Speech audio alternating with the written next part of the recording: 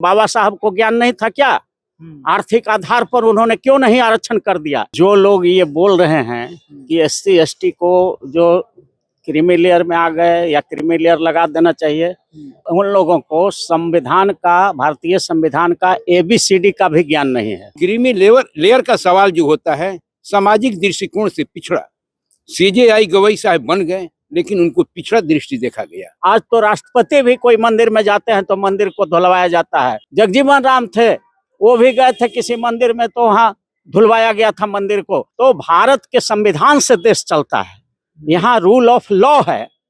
कोई जज का राज नहीं है, सुप्रीम कोर्ट का राज नहीं है, हाई कोर्ट का भी राज नहीं है, प्रधानमंत्री का भी नहीं है, मुख्यमंत्री का भी नहीं है। आर्थिक स्थिति का क्राइटेरिया क्या बनाया गया है? हम किसे मानेंगे कि आर्थिक स्थिति समृद्ध है? और जो समृद्ध है, अरबों खरबों का संपत्ति है, तो क्या उनकी सीमा से ज्यादा कि उनकी संपत्ति को सील किया गया? सील करके क्या गरीबों में बांटा गया? जो क्रीमी लेयर लगाया गया है ओबीसी में, वो भी रद्द होगा क्योंकि दैट इज ऑल्सो अनकॉन्स्टिट्यूशनल। अभी हम पटना हाई कोर्ट के शताब्दी भवन में हैं और हमारे पीछे पटना हाई कोर्ट के वरिष्ठ वकील अरुण कुशवाहा जी भी हैं और आप जनार्दन कुमार सिंह। जनार्दन कुमार है। और sir SK Singh advocate. Sir, एक सुप्रीम कोर्ट में एक याचिका दायर की गई है जिसमें कहा गया है कि एससी एसटी में भी अब क्रीमी लेयर लागू होना चाहिए। तो इसको आप लोग कैसे देखते हैं? क्या एससी एसटी समाज के लोग अब आगे बढ़ गए हैं उनमें जो है क्रीमी लेयर? देखिए, हमारे सर तो आपको डिटेल बताएंगे। क्रीमी लेयर बिल्कुल नहीं लगना चाहिए, क्योंकि जब आप आरक्षण दे रहे हैं उनका लाभ जब पूर्णतः मिल नहीं रहा है तो वो क्रीमी लेयर ला करके एक तरह से उनके अधिकार से वंचित करने के समान है।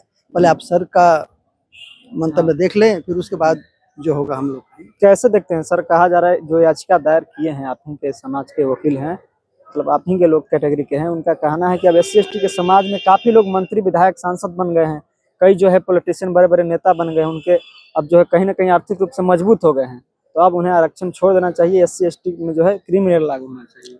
देखिए, जो लोग ये बोल रहे हैं कि एससी एसटी को जो क्रीमी लेयर में आ गए या क्रीमी लेयर लगा देना चाहिए, उन लोगों को संविधान का, भारतीय संविधान का एबीसीडी का भी ज्ञान नहीं है। भारत के संविधान में जो आरक्षण के लिए जो क्राइटेरिया बनाया गया है, वो क्राइटेरिया है कि वैसे समाज को आरक्षण दिया जाएगा जो सामाजिक रूप से पिछड़ा हुआ है, मतलब जिसको समाज में नीच माना जाता है, शूद्र माना जाता है, जिसके साथ छुआछूत होता है, आज भी भेदभाव होता है, जिसको मंदिर में जाने के बाद मंदिर को धुलवाया जाता है, तो वैसे समाज के लोगों के लिए आरक्षण की व्यवस्था है। पहला क्राइटेरिया जो सामाजिक रूप से पिछड़ा है, और दूसरा जो क्राइटेरिया है जो शैक्षणिक रूप से जो समाज पिछड़ा हुआ है। दूसरा क्राइटेरिया है जिस समाज में शिक्षा की कमी है, तो शेड्यूल कास्ट और शेड्यूल ट्राइब में आज भी शिक्षा की भारी कमी है। वो हमको लगता है 25-30% से ज्यादा शिक्षित लोग नहीं हैं, तो उससे भी कम है। तो शैक्षणिक आधार पर भी अभी भी पिछड़ा हुआ है। और तीसरा जो महत्वपूर्ण चीज है आरक्षण के लिए, वो है कि जिनका प्रतिनिधित्व सरकार के नौकरियों में पर्याप्त नहीं है, कम है, माने जितनी संख्या है उस हिसाब से अगर उनका प्रतिनिधित्व नहीं है तब उनके लिए आरक्षण किया जाएगा। तो कई गो क्राइटेरिया हुआ, पहला हुआ जो सामाजिक रूप से पिछड़ा, दूसरा जो शैक्षणिक रूप से पिछड़ा, और तीसरा जिनका प्रतिनिधित्व कम है, पर्याप्त नहीं है, जितना संख्या है उतना संख्या में नौकरियों में नहीं है। तो ये तीनों क्राइटेरिया आज भी एग्जिस्ट कर रहा है। आज तो राष्ट्रपति भी कोई मंदिर में जाते हैं तो मंदिर को धुलवाया जाता है, और बड़े बड़े पदों पर बैठे हुए हमारे लोग जाते हैं, मंत्री जाते हैं। जगजीवन राम थे, वो भी गए थे किसी मंदिर में तो वहाँ धुलवाया गया था मंदिर को। तो आज भी सामाजिक रूप से शेड्यूल कास्ट, शेड्यूल ट्राइब के लोग पिछड़ा हुए हैं, और शैक्षणिक रूप से तो बता ही रहे हैं कि 15 से 20% भी शिक्षा नहीं है उनमें, और उनका प्रतिनिधित्व भी देश के नौकरियों में नहीं है। IAS, IPS, collector, DM, doctor, professor, VC, इन सब में 2%, 1% भी उनका प्रतिनिधित्व नहीं। सुप्रीम कोर्ट के, हाई कोर्ट के जजों में 2%, 1% भी प्रतिनिधित्व नहीं है। तो they are not adequately represented in the services of the state. इसलिए ऐसी परिस्थिति में ये बिल्कुल ये जो बात हो रही है क्रीमी लेयर का, वो बिल्कुल जो है गलत हो रहा है। और क्रीमी लेयर लगाने का जो अधिकार है, इसका मतलब है कि आप शेड्यूल कास्ट, शेड्यूल ट्राइब को रिक्लासिफाई कर रहे हैं। उसका जो है इंटरफेयर कर रहे हैं। तो ये भारत के संविधान का आर्टिकल 341 में शेड्यूल कास्ट का लिस्ट बनाने का अधिकार जो है पार्लियामेंट को दिया गया है। सुप्रीम कोर्ट इसमें इंटरफेयर थोड़े कर रही है सर। उन्होंने तो 2800 राज्यों में नोटिस जारी किया है कि अगर सरकार चाहती है विचार करने का जो है नहीं, हम उस बिंदु पर हम आ रहे हैं। तो भारत के संविधान से देश चलता है, यहाँ रूल ऑफ लॉ है। कोई जज का राज नहीं है, सुप्रीम कोर्ट का राज नहीं है, हाई कोर्ट का भी राज नहीं है, प्रधानमंत्री का भी नहीं है, मुख्यमंत्री का भी नहीं है। रूल ऑफ लॉ है, कानून का राज है। तो जो कानून कहता है वो हम लोग बतलाएंगे। तो जब संविधान के आर्टिकल 341 कहता है कि जो शेड्यूल कास्ट का लिस्ट बनाया हुआ है उसमें छेड़छाड़ दूसरा कोई नहीं कर सकता है, पार्लियामेंट कर सकता है। तो फिर हाई कोर्ट हो या सुप्रीम कोर्ट हो या कोई भी कैसे उसमें बदलाव कर सकता है? पार्लियामेंट से होगा कानून में संशोधन, तब ये हो सकता है कि शेड्यूल कास्ट शेड्यूल ट्राइब में एक वर्ग बना दो जो क्रीमी लेयर हो, वो पार्लियामेंट का काम है। और शेड्यूल ट्राइब के लिए 342 है। तो 341 और 342 में पार्लियामेंट को अधिकार है कि शेड्यूल कास्ट में कौन रहेंगे और शेड्यूल ट्राइब में कौन रहेंगे। और 141 सब क्लॉज 2 और 142 सब क्लॉज 2 में पार्लियामेंट को ही संशोधन करने का अधिकार दिया गया है। तो इस तरह से भारत में अगर रूल ऑफ लॉ चलेगा तो 341 2 और 342 2 के तहत सिर्फ और सिर्फ पार्लियामेंट अमेंडमेंट कर सकता है। किसी न्यायालय के क्षेत्राधिकार में ये क्रीमी लेयर लगाना या नहीं लगाना, ये जो है भारत के संविधान के आर्टिकल 341 2 और 342 2 का उल्लंघन हो जाएगा। और साथ ही साथ जो रिजर्वेशन का क्राइटेरिया है कि जिसका प्रतिनिधित्व नहीं है, कम है, पर्याप्त नहीं है, जो सामाजिक रूप से पिछड़ा है, जो शैक्षणिक रूप से पिछड़ा है, ये तीनों चीज आज शेड्यूल कास्ट शेड्यूल ट्राइब के इंटायर लोगों पर अप्लाई हो रहा है। इसलिए शेड्यूल कास्ट शेड्यूल ट्राइब में क्रीमी लेयर लगाने का बात जो है बिल्कुल अबसर्ड है, ये होना ही नहीं चाहिए। ये पूछा जा रहा है, ठीक है, सुप्रीम कोर्ट में किसी ने फाइल किया है। तो आर्थिक रूप से मजबूत हो गए हैं इस पर। आर्थिक आधार पर आरक्षण भारत के संविधान में है ही नहीं। अब सवाल पूछिएगा कि क्यों नहीं, बाबा साहब को ज्ञान नहीं था क्या? आर्थिक आधार पर उन्होंने क्यों नहीं आरक्षण कर दिया? तो 1933 में कलकत्ता असेंबली में बाबा साहब का भाषण है, वो हम लोग पढ़े हैं। 1933 आजादी के पहले, जिस समय बिहार, बंगाल और उड़ीसा सब एक साथ था। तो उस समय 1933 में ये सवाल उठा था, कलकत्ता असेंबली एक ही था पहले तीनों का, तो उसमें उठा था कि क्यों नहीं न्यायपालिका में आरक्षण लागू कर दिया जाए और क्रीमी लेयर उसमें लगाया जाए, आर्थिक आधार पर क्यों नहीं कर दिया जाए। तो बाबा साहब ने कहा कि जिस दिन आर्थिक आधार पर आरक्षण करोगे तो सारे जितने भी अनारक्षित लोग हैं, उच्च जाति वर्ग के जो लोग हैं, उन्हीं के पास उन्हीं का सीओ है, उन्हीं का डीएम है, उसी का बीडीओ है, सब के सब कम आय प्रमाण पत्र बनवा लेगा और कहेगा कि आर्थिक रूप से तो हम ही को मिलना चाहिए। तो ये आरक्षण देना और न देना बराबर हो जाएगा। जिस दिन आर्थिक आधार पर आरक्षण लागू होगा, बाबा साहब ने कहा था कि उस दिन आरक्षण न देने के बराबर हो जाएगा, क्योंकि बीडीओ उन्हीं का है, सीओ उन्हीं का है, डीएम उन्हीं का है, जो आय प्रमाण पत्र बनाने वाला जितना भी अफसर है वो सब तो अनारक्षित वर्ग के हैं। सुप्रीम कोर्ट उन्हीं का है, हाई कोर्ट उन्हीं का है, जिला न्यायालय में वही लोग बैठे हुए हैं। तो ये एक कागज के टुकड़ा का खेल हो जाएगा। जो आय प्रमाण पत्र कम बना लेगा वो जो है आरक्षण लेकर के चला जाएगा। और एससी एसटी के लोग जो है, ओबीसी के लोग, उनका न बीडीओ है, न सीओ है, न डीएम है, और न घूस देने के लिए पैसा है, और न कोर्ट में उनके लोग हैं। तो आय प्रमाण पत्र एससी एसटी ओबीसी का ज्यादा का बन जाएगा 1000, 1000 कम का बन जाएगा उनको सवर्ण लोग का, तो वो सब आर्थिक आधार पर आरक्षण ले जाएंगे। इसलिए बाबा साहब भीमराव अंबेडकर ने एकदम कड़ा विरोध किया था, क्योंकि आय प्रमाण पत्र का खेल हो जाएगा। और आय प्रमाण पत्र बनाने के लिए बीडीओ सीओ सब उन्हीं के लोग हैं, घूस देने के लिए पैसा भी उन्हीं के पास है। इसलिए ये क्रीमी लेयर लगाए जाने का जो कंसेप्ट आ रहा है बिल्कुल भारत के संविधान के खिलाफ है। आर्थिक आधार पर तो रिजर्वेशन होना ही नहीं चाहिए, नहीं तो आय प्रमाण पत्र बना करके सब लोग आरक्षण ले। ओबीसी समाज में जब क्रीमी लेयर 1992 में जब लागू हुए तो उसी को तर्क देकर तो ये लोग कह रहे हैं कि एससी एसटी को भी जो है क्रीमी लेयर, वो भी गलत है। ओबीसी में जो आरक्षण लगाया गया क्रीमी लेयर, वो भी गलत है। आर्थिक आधार पर आरक्षण का कहीं भारत के संविधान में कंसेप्ट ही नहीं है। इसलिए आर्थिक आधार पर आरक्षण लगाने का मतलब है कि रिजर्वेशन के रूल को आप सर्वोटेज कर रहे हैं। तो प्रधानमंत्री ने कहा था, अटल बिहारी वाजपेयी ने भी कहा था, जितना भी ब्राह्मणिकल फोर्सेस हैं सब ने कहा था कि हम आरक्षण को डायरेक्ट तो नहीं खत्म करेंगे, लेकिन ऐसा कर देंगे कि आरक्षण का कोई लाभ इन लोग को नहीं मिल पाएगा। उसको सर्वोटेज किया जाएगा, हर तरह से उसको बर्बाद कर दिया जाएगा। और उसी के तहत आर्थिक आधार पर आरक्षण लाने का प्रयास किया जा रहा है, ताकि आय प्रमाण पत्र बना ले कम का, जो इस दौड़ में आगे निकल गया उसी को रिजर्वेशन मिलेगा। और जो सामाजिक रूप से पिछड़ा है, शैक्षणिक रूप से पिछड़ा है, जिसका प्रतिनिधित्व नहीं है, ये सब नहीं देखा जाएगा। आर्थिक आधार पर आरक्षण करेगा तो सामाजिक पिछड़ापन, आर्थिक क्या कहते हैं, प्रतिनिधित्व नहीं होना, शैक्षणिक पिछड़ापन नहीं देखा जाएगा, खाली प्रमाण पत्र पर हो जाएगा। तो ये गलत है। आर्थिक आधार पर आरक्षण भारत के संविधान में कहीं है ही नहीं। अगर कोई किया भी है तो वो भी गलत है। अगर SC ST OBC के जज बनेंगे सुप्रीम कोर्ट और हाई कोर्ट में, तो वो जो क्रीमी लेयर लगाया गया है OBC में, वो भी रद्द होगा, क्योंकि that is also unconstitutional. BR गवाई साहब भी तो समर्थन दिए थे। हाँ, BR गवाई साहब हो चाहे कोई हो, हमने शुरू में भी कहा कि ये भारत देश में रूल ऑफ लॉ है, कानून का राज है। अगर कोई बहुत बड़ा आदमी कह दे कि अभी रात है तो हो जाएगा क्या? ये नेचर का रूल है ना, कि जब सूरज उगा हुआ है, धूप निकला हुआ है, तो ये दिन कहलाएगा।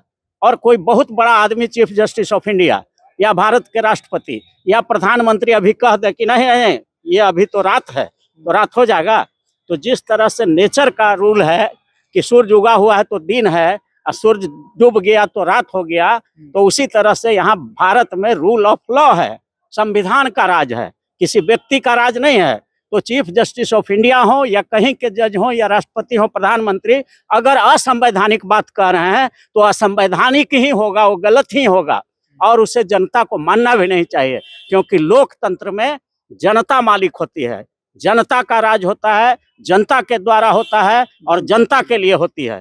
इसलिए किसी बड़े लोग को कह देने से भारत का संविधान नहीं बदल सकता। इसलिए क्रीमी लेयर बिल्कुल असंवैधानिक बात है। सर देखिए, जहाँ तक क्रीमी लेयर की बात है, चाहे वो OBC में हो या SC ST में हो, क्रीमी लेयर शब्द का आना ही हमारे लिए दुर्भाग्यपूर्ण है।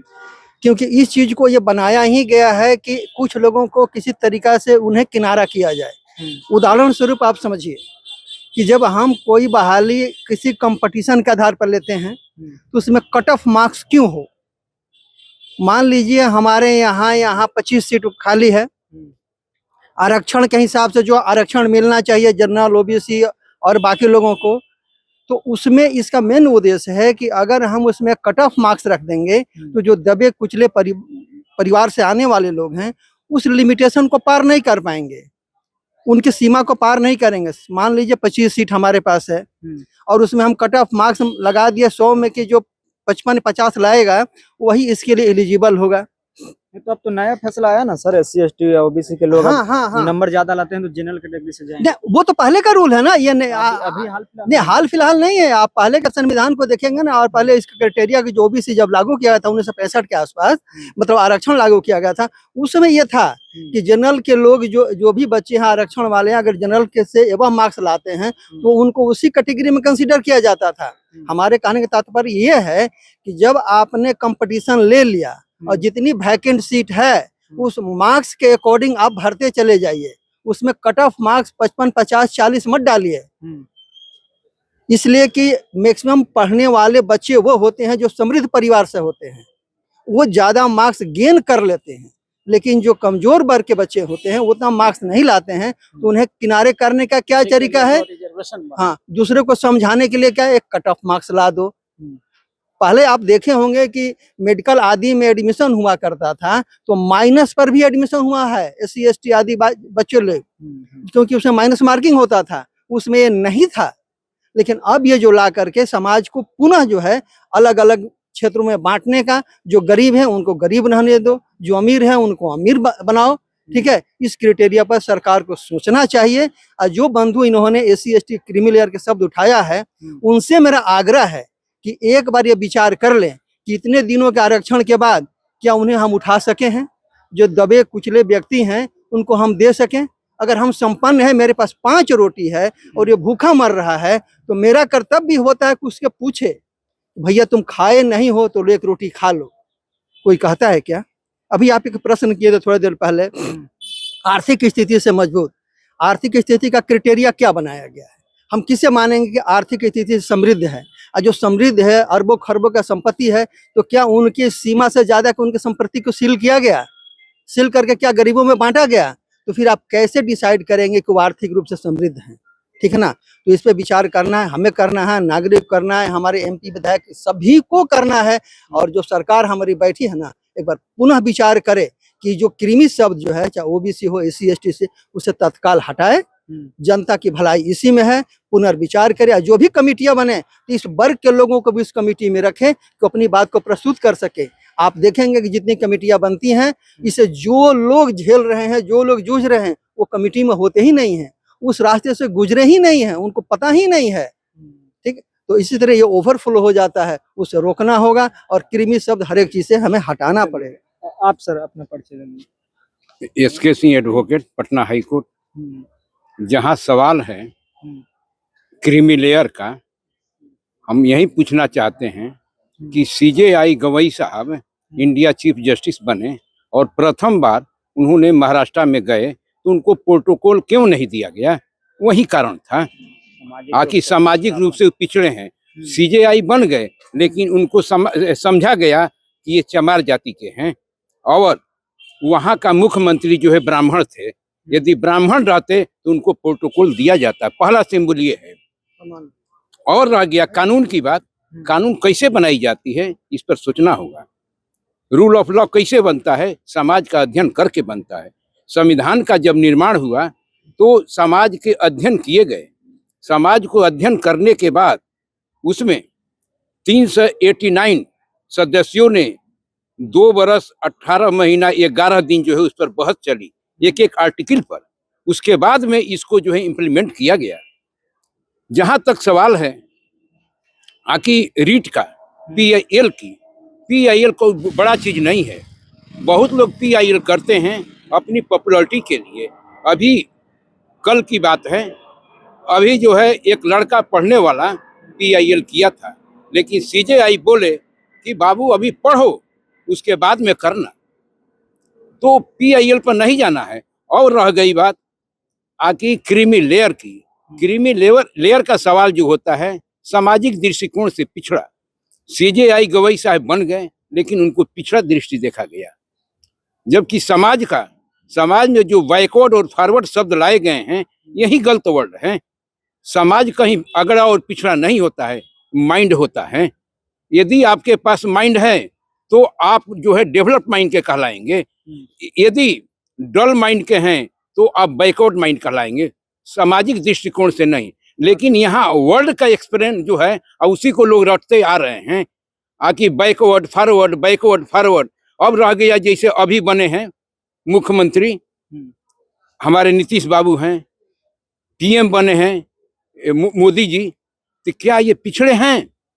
नहीं, ये में तो आता है ना। कौन बनाया? ये जानिए कौन बनाया? स्ट्रक्चरल गलती है समाज का। समाज का स्ट्रक्चर गलती है। जब कोई बीमार पड़ता है, आपको ब्लड की जरूरत होती है, तो डॉक्टर साहब क्या मांगते हैं? जात का ब्लड लाओ, ग्रुप लाओ, ग्रुप लाओ। तो इसीलिए ग्रुप की मांग होती है। विज्ञान कहता है ग्रुप होता है, जात नहीं होती है। जात तो अपनी अपनी बातों को रखने के लिए, संगठन बनाने के लिए बनाया गया है, समाज को डेवलप करने के लिए नहीं, समाज को धराशायी करने के लिए। यदि जिसके पास इकोनॉमिक्स मजबूत नहीं है, हमारी आज़ादी मिली अंग्रेजों के जाने के बाद, तो क्या आज़ादी मिली तो जो दलाल टाइप के थे अंग्रेजों के, उसके पास प्रॉपर्टी संग्रह हो गई, वो मजबूत कहलाने लगे। वो जो है अपना ग्रुप बनाया, गलत लोगों का बैड एलिमेंट बनाया। उस बैड एलिमेंट के चलते जो जिसको कहते हैं आज के डेट में दलित, पिछड़ा, बैकवर्ड, उसको दबाया गया। समूह बना बनाकर हथियार से दबाया गया। उस समय पढ़े लिखे लोग नहीं थे, तो उसी के अध्ययन करके ये कानून का निर्माण हुआ, संविधान का निर्माण हुआ। तो जो भी अभी क्रीमी लेयर की बात है, इसमें कुछ लोग गए हैं, लेकिन उसमें जहाँ जिस पद पर है उसमें बोल्डनेस नहीं है। अभी हमारा सेंट्रल यूनिवर्सिटी में पिछड़े क्लास के, जिसको कहते हैं अति पिछड़े क्लास के और SC/ST क्लास के कितने प्रोफेसर हैं, कितने डीन बने हुए हैं, कितने एसोसिएट प्रोफेसर बनाए गए हैं। जैसे अभी जो है यहाँ पर पटना हाई कोर्ट में कितने लोगों को डिग्नेटेड सीनियर बनाया गया है। कास्ट के आधार पर बनाया जाता है डिग्नेटेड सीनियर। कहीं ना कहीं सामाजिक, हाँ, सामाजिक पिछड़ापन है। इसलिए सामाजिक पिछड़ापन जो है संविधान में दिया गया, उसी आधार पर जो है ये आरक्षण मिला। सामाजिक दृष्टिकोण से पिछड़ा कहने वाले, जब तुम पिछड़ा जब तक कहेगे तब तक आरक्षण होना चाहिए। जब तक कहेंगे तब तक होना चाहिए, हटना नहीं चाहिए। और नहीं तो आपको हटाना है तो पिछड़ापन शब्द वर्ड हटाइए। ये जो है समाज के लिए घातक वर्ड है। इस पर जो है डिफामेशन का केस होना चाहिए। हमको यदि आप पर कोई किसी को संबोधन गलती करे तो उस पर डिफामेशन केस होता है, यानी जिसको मनहानि कहते हैं। तो मनहानि जो है इम्प्लीमेंट होगा, लेकिन यहाँ समूह में कहा गया, ये जो है सत्यता नहीं है। तो जब उसको क्रीमी लेयर की बात आती है तो क्रीमी लेयर जो शब्द है, जो उधर हैं, जिसको कहते हैं फॉरवर्ड माइंड, उसका बाल बच्चे A to Z बेकार न पड़े, उसमें घुस जाएगा। क्रीमी लेयर का विरोध आप लोग कर रहे हैं। हाँ, एकदम विरोध होना चाहिए। जब तक कास्ट का वर्णन रहेगा तब तक विरोध हम करते रहेंगे। चलिए आप सर अपना परिचय दे दीजिए सर। मेरा नाम कृष्ण देवराज है, advocate Patna high court. Creamy layer का सवाल है सर कि SC/ST में भी क्रीमी लेयर लागू होना चाहिए। देखिए, ये तो जो है ना ST/SC में ये तो इनको डिवाइड किया जा रहा है। डिवाइड करके कमजोर जो है ना, ये पॉलिसी है कि फूट डालो और राज करो। ये फूट डालने के आपस में मानसिक रूप से जो है ना एक दूसरे से बट जाएं। हमारा कहना है कि आप इतना ही गरीबों को लोगों के चिंता है तो पूरे देश में एक ऐसी एजुकेशन सिस्टम काहे ना बना दीजिए कि पूरे देश में एक एजुकेशन, जैसे आज एक इलेक्शन है, वन नेशन वन देश, तो आप वन नेशन वन एजुकेशन क्यों नहीं सिस्टम पूरे ले, जहाँ एक रिक्शा पुलर का बेटा एक प्राइम मिनिस्टर या मिनिस्टर का बेटा एक स्कूल में पढ़े, उसके बाद आप रिजर्वेशन छोड़ दीजिए, तब कहिएगा किसका कटअप आता है। उस आदमी को कटअप इसलिए कि मंत्री का बेटा अमेरिका में पढ़ रहा है, तो वो और रिक्शा पुलर का बेटा पेड़ के नीचे आज भी जो है ना, पटना जैसे राज्य की राजधानी में पेड़ के नीचे गरीब के बच्चा पढ़ रहा है आज भी। 75-76 बरस भारत में संविधान लागू होने के बाद भी जो है आज भी यहाँ के गरीब बच्चे पेड़ के नीचे जो है ना, मैं देखा हूँ सुविधाएं नहीं है और उसको कहते हैं आज भी पीछे पड़े एकदम। और ये कंस्पिरेसी है कि इन लोग शैक्षणिक रूप से कमजोर रहे और शिक्षा वो उस तरह की व्यवस्था क्यों नहीं, खाली हमको जो है ना बैकवर्ड फॉरवर्ड। अब दलितों में भी एक महादलित दलित, इसको क्यों आप एजुकेशन सिस्टम एक कर दीजिए और ये सब दलित और महादलित और रिजर्वेशन का। मेरा तो है कि ठीक है रिजर्वेशन लग, आप शिक्षा उसको एक तरह दीजिए जहां आपका बेटा मंत्री प्रधानमंत्री मुख्यमंत्री का बेटा जहां पढ़े वहां गरीबों का। आप राइट टू एजुकेशन में आया है, हम लोग पेपर में पढ़ते कि वहां एजुकेशन नहीं लेता है, कुछ बहाना मतलब, और सरकार उस पर कोई एक्शन नहीं लेती है। क्यों? ये तो फंडामेंटल राइट्स का आज भी सामाजिक अधिकार नहीं है और यही साजिश है।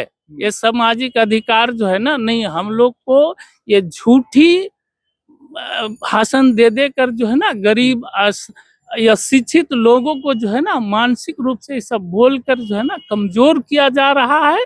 और जो अशिक्षित लोग हैं ये भ्रमजाल को समझ नहीं पा रहे हैं और ये बस कमजोर करने का साजिश है और इससे कुछ नहीं जो है ना।